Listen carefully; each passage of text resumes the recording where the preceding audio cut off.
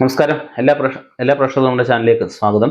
നമ്മൾ പറയാൻ പോകുന്ന വിഷയം വീട്ടിൽ നെഗറ്റീവ് എനർജി ഉണ്ടെന്ന് തെളിയിക്കുന്ന 5 ലക്ഷണങ്ങളെ പറ്റിയാണ്.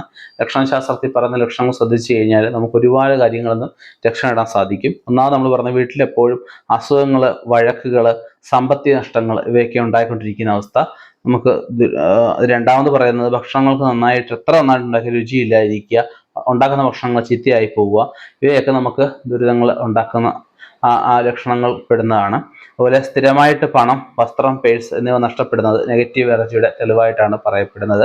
അതുപോലെ വീട്ടിൽ എത്ര വൃത്തിയാക്കിയാലും മാറാല എപ്പോഴും വന്നുകൊണ്ടേയിരിക്കുന്ന അവസ്ഥകൾ, അതുപോലെ എപ്പോഴും അഴുക്കുകൾ ആയിക്കൊണ്ടിരിക്കുന്ന അവസ്ഥകൾ, ഇവയൊക്കെ നെഗറ്റീവ് ഉള്ളതിൻ്റെ ലക്ഷണമായിട്ടാണ് പറയുന്നത്. ഇനിയും ധാരാളം ലക്ഷണങ്ങളും പറയാനുണ്ടെങ്കിലും ഈ 5 ലക്ഷണങ്ങൾ പ്രധാനമായിട്ട് നമ്മൾ കണക്കാക്കുന്നു.